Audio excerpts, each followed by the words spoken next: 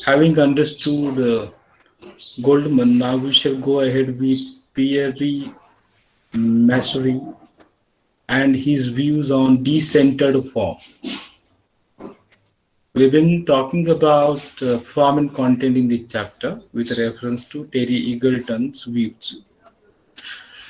So, what we understand is that both Lucas and Goldman inherit from Hegel.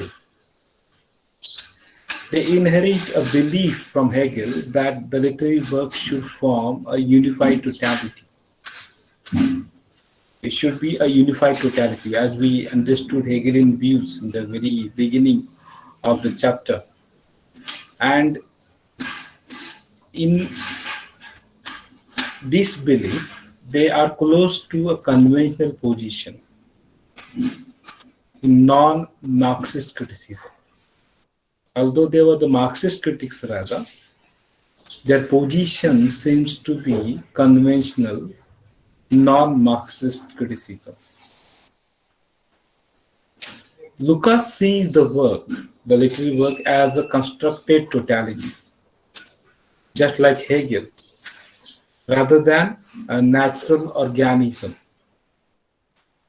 It is not a natural organism, just like human beings, just like any other natural thing in this world. It is a constructed totality, just like this building or whatever man-made things you see. It is not natural. Yet, in it, he sees a vein of organistic thinking. A vein, okay, we call nurse. So that vein is there. A vein of organistic thinking about the art object runs through much of his criticism. Although he looks at criticism a constructed totality, as a constructed totality, he thinks that there is an organistic thinking.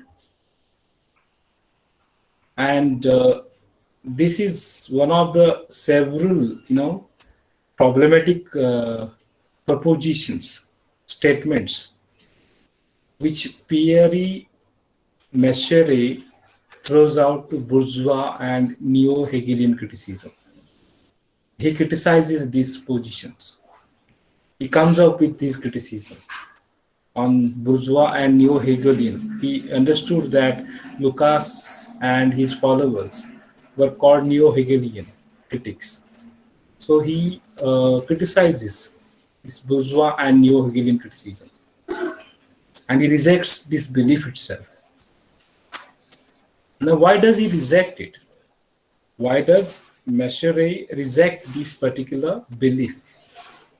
For Messier, a work is tied to ideology,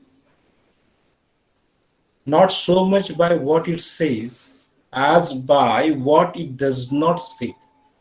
So this is very important. What he says, a work is tied to ideology, not so much by what it says. What it says is not so important. Rather, what it does not say is important to understand the ideology that is expressed in the work.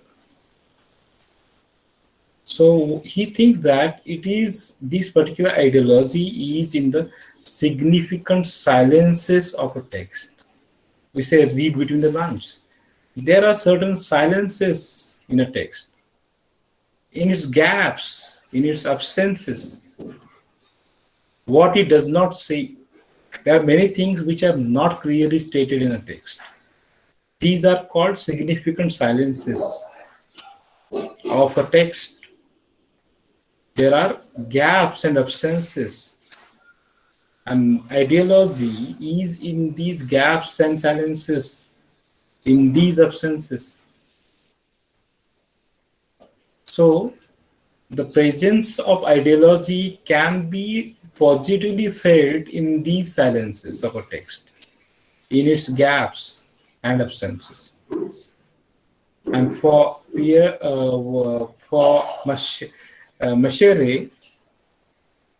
it is these silences which the critic must make speak. While reading a text, reading a book, book,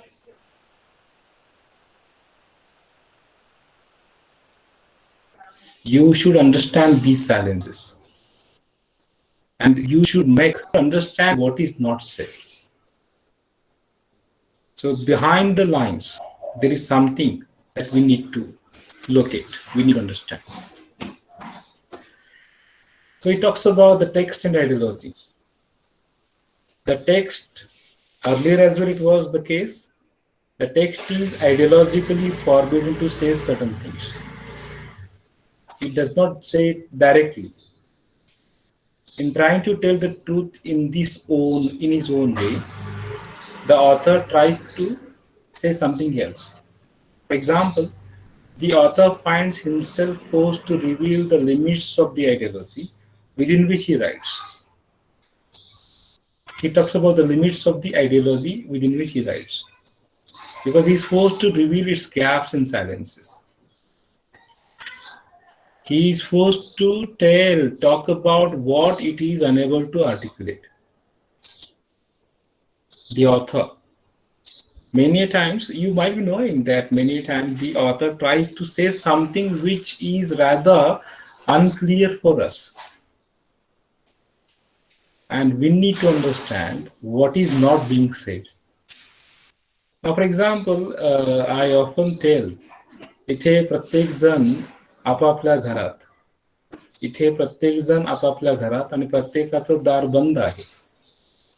एकोप्यावर बोलण्याचा मात्र प्रत्येकाचा छंद आहे. So these 4 lines of this particular poem, a quatrain, reveal much more than what is not said. It talks about the caste system. It talks about the religious problems. It talks about the social issues. We talk about the unity, but we know there is no unity. इथे प्रत्येक जण आपापल्या घरात आणि प्रत्येकाचं दार बंद आहे. We are, what we call within the walls of our caste, our community, our religion, our gender, and we talk about the unity. So this is what we need to understand. What is the author trying to tell here? Because the text contains these gaps and silences. A text is always incomplete. There are gaps and silences. Therefore, many times, we enjoy reading only those things which are very clear, very explicit, because we fail to understand what is in the gaps and silences. So, far from constituting a rounded, coherent whole, means we think about, everything in terms of, for example, beginning, middle, end, then there is a coherence and all. Apart from this, the text displays a conflict and contradiction of meanings. There is a conflict, there are contradictions of meanings. If you remember George Orwell, what he says, freedom is slavery, ignorance is strength. Or when he says in the animal form, all are equal, but some are more equal. So we need to understand the conflict and contradiction of meanings. In paradoxes, in hyperboles, or other figures of speech, oxymorons, etc. There are conflicts and contradictions of meaning that we need to understand. And the significance of the work lies in the difference rather than unity between these meanings. So we saw that a critic like Goldman finds in the work a central structure, the structure of thought. The work for Machery is always decentered. It is not centered. There is no central structure as well, as such. The work is decentered. There is no center. There is no centralism to it. The work is just a continuous conflict and disparity of meanings. There is no consistent meaning as. We already refer to reader response criticism. You can understand this in the context of that. So the text is scattered, dispersed, diverse, irregular,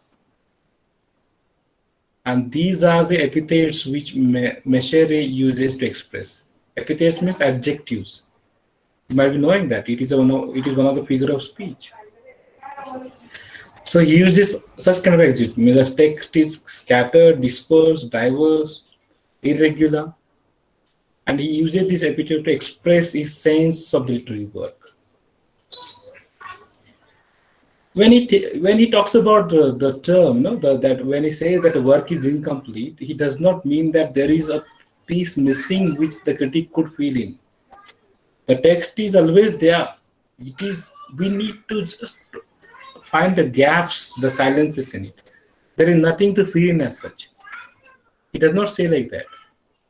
And then what is the critic's task here in this context? Now, he's not saying that the critic should fill in this meaning.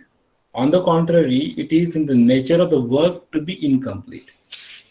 The work is naturally incomplete because it is tied to an ideology which silences it at certain points. You cannot say everything clearly, completely. There are incomplete things that we need to understand as critics. So it is, if you like, complete in its complete incompleteness. So this is the contradiction. The text is complete in its incompleteness itself. And now, what is the critic's role? The critic's task. The critic's task is not to fill the work in. His task is to seek out the principle of its conflict of meanings. How this conflict of meaning is expressed in a systematic manner, in a principled manner, and to show how this conflict is produced by the work's relation to ideology. The conflict is expressed in relation to its ideology.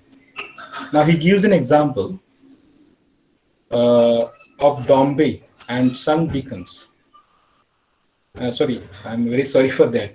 It's Dombey and Son by Dickens. I'm sorry, it is the title of the book by Charles Dickens. Dombey and Son. In this work, Charles Dickens uses a number of mutually conflicting languages. You must be knowing Charles Dickens, one of the famous novelists, British novelists. Okay, he is well known for David Copperfield, etc. So in his work Dombey and Son, he uses a number of mutually conflicting languages, such as realist, melodramatic, pastoral, allegorical, so such kind of things he uses. He uses realism, he uses melodrama, he uses pastoral elements. All these terms are familiar to you now. I should not talk about these terms because in the first semester itself I had given you the list of terms and concepts to learn. So these conflicted languages in his portal of events he uses, and this conflict comes to a head in the famous railway chapter of the book, where the novel is ambiguously torn between contradictory responses to the railway. Railways represents fear, protest, approval, exhilaration, etc. And reflecting this in a clash of styles and symbols.